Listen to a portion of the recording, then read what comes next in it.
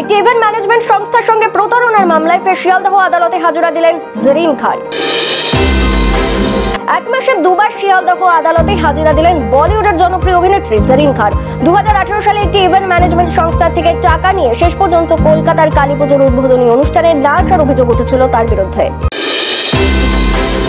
কালীপুজোর এই উদ্বোধনী অনুষ্ঠানে ওই ইভেন্ট ম্যানেজমেন্ট সংস্থা থেকে বলিউড অভিনেত্রী জরিন খান পারিশ্রমিক হিসাবে নিয়েছিলেন প্রায় 12 লক্ষ টাকা।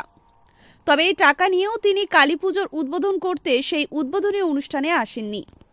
এরপর নারকেলডাঙ্গা থানায় এই ইভেন্ট ম্যানেজমেন্ট সংস্থা বলিউড অভিনেত্রী জরিন খানের বিরুদ্ধে 12 লাখ টাকা পারিশ্রমিক নিয়েও জরিন অনুষ্ঠানে আসেনি বলে অভিযোগ জানিয়েছিল। তারা আরও অভিযোগ জানান তাদের মোট 18 লক্ষ বলিউড অভিনেত্রীর পারিশ্রমিক এবং ব্যানার পোস্টার সমস্ত কিছুর খরচ মিলিয়ে এই ইভেন্ট ম্যানেজমেন্ট সংস্থা বলিউড অভিনেত্রীর থেকে এই টাকা চাইলে পরবর্তী ক্ষেত্রে সেই টাকা তিনি ফেরতও দেননি। এরপর মামলা ওঠে শিয়ালদহ আদালতে। গত 11 ডিসেম্বর সশরীরে আদালতে হাজিরা দিয়ে শর্ত সাপেক্ষ জামিন পেয়েছিলেন তিনি। আজ মঙ্গলবার আবার আদালতে হাজিরা দিতে এলেন বলিউড অভিনেত্রী। প্রসঙ্গত এই মামলায় অনেকদিন আগেই চার্জশিট জমা দিয়েছিল পুলিশ শিয়ালদহ আদালতে।